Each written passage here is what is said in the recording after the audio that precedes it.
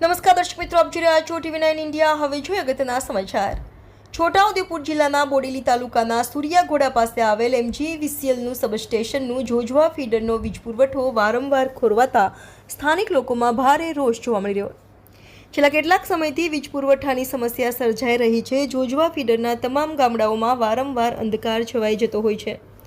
જોજવા ફીડરની લાઈનો ઉપર કાયમ માટે સ્ટીપરિંગ થવાથી સમસ્યાઓ આવતી હોય છે। વીજ પુરવઠો નિયમિત ના મળતો લોકોને પારાવાર મુશ્કેલીનો સામનો કરવો પડી રહ્યો છે। રાત્રિ દરમિયાન પણ વારંવાર વીજ પુરવઠો ખોરવાઈ જતા હાલ ચાલી રહેલા ચોમાસાની ઋતુને લઈ મચ્છરોનો ઉપદ્રવ હોવાથી આખી રાત હેરાન પરેશાન થઈ રહ્યા છે।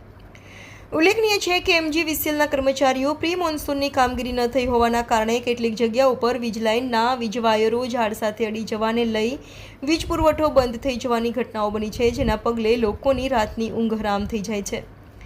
નજીક સબસ્ટેશન હોવા છતાં તેનો સ્થાનિક લોકોને ફાયદો ન થતા હોવાને લઈ રહીશોમાં પણ ભારે રોષ જોવા મળી રહ્યો છે। રિપોર્ટર ભરત બારિયા, TV9 ઇન્ડિયા, બોડેલી।